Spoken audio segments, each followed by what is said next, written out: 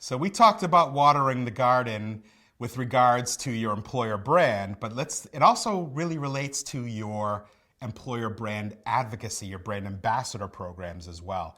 It again is not a set it and forget it. This is about constant communication, constant reinforcement, whether through digital, through email, intranet, Teams, Slack, or even physical things around your office. I've seen some companies have signs around the office like, are you following us on Instagram? Or look at, John won this contest here and here's the prize he won.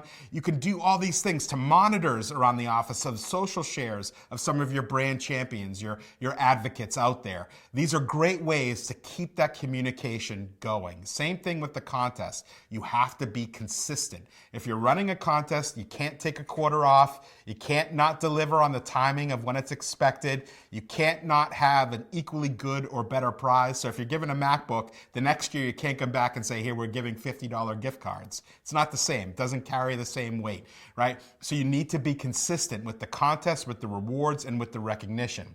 Again, internal comms is absolutely the biggest key to a successful employee brand program. Whether it's you doing the internal comms or your partner who's doing the internal comms or someone in the company who's doing an internal comms, this needs to be a very consistent message of we like this behavior, we're rewarding this behavior, we're recognizing this behavior. Rinse, wash, repeat. Reward, recognize. All of these things are things that need to happen over and over.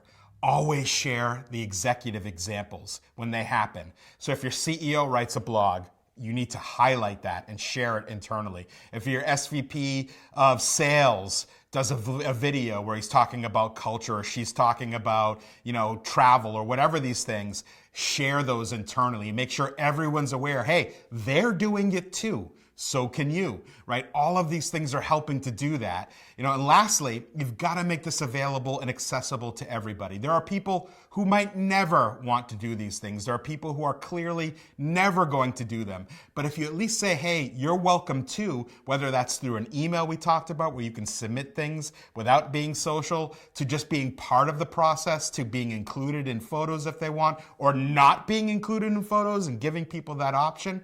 All of these things show we're not just thinking about the active, extroverted people, we're thinking about the people who might not be those extroverts, but those introverts and people who aren't on social media and other people. If you make it accessible and welcoming to everyone, everyone will feel welcome and maybe later want to participate for people who aren't participating now. Long story short, again, water your garden. Also, if things aren't working, if you're finding you're not getting the results that you want, pivot. You don't have to be set in stone. So maybe a contest isn't the thing to do. Maybe it's more focused groups. Maybe it's more just stick to your champions. Learn from what works and what doesn't, and then go back to it. So again, just like any garden, if you don't give it water, if you don't give it sun, it will not grow. It's the same thing with your brand ambassador program.